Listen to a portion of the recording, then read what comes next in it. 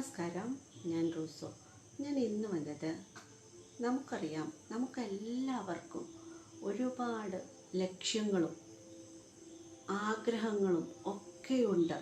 എന്നിട്ട് നമ്മൾ പുറത്തേക്ക് നോക്കുകയാണ്. അറിവ് നേടാൻ വേണ്ടി നമ്മളെല്ലാവരും പുറത്തേക്ക് ഓടിക്കൊണ്ടിരിക്കുകയാണ്.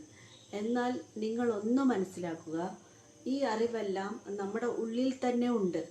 അതിനെ ഉണർത്താനായിട്ട് നമ്മുടെ സബ് കോൺഷ്യസ് മൈൻഡിൽ ശാന്തതയോടെ അകത്തെ ശക്തിയെ തിരിച്ചറിയാനായിട്ട് നമ്മൾ വളരെ പുറമേ കുറച്ച് ശാന്തത സൃഷ്ടിക്കേണ്ടതായിട്ടുണ്ട്. ആദ്യം ഒന്ന് ശാന്തത വേണമെന്ന് മാത്രമേ ഉള്ളൂ. പിന്നീട് നമുക്ക് ഏത് ഒച്ചപ്പാടിലിരുന്നാലും നമുക്ക് നമ്മുടെ ഉള്ളിലേക്ക് നോക്കാൻ പറ്റും. ഉള്ളിൽ പറയുന്നത് എന്താണെന്ന് കേൾക്കാൻ പറ്റും. അപ്പോൾ അത് അറിയാനായിട്ട് നമ്മൾ കുറച്ച് മെഡിറ്റേഷനൊക്കെ പ്രാക്ടീസ് ചെയ്യുക.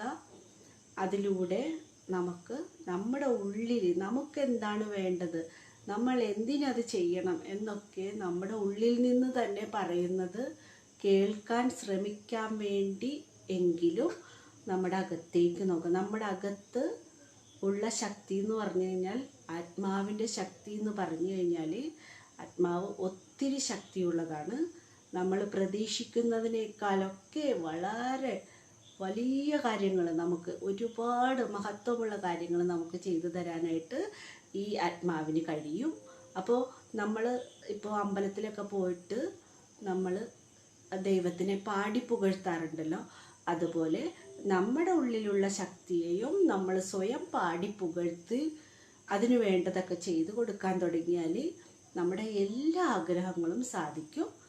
എല്ലാവരും ഒന്ന് ട്രൈ ചെയ്ത് നോക്കൂ. Thank you.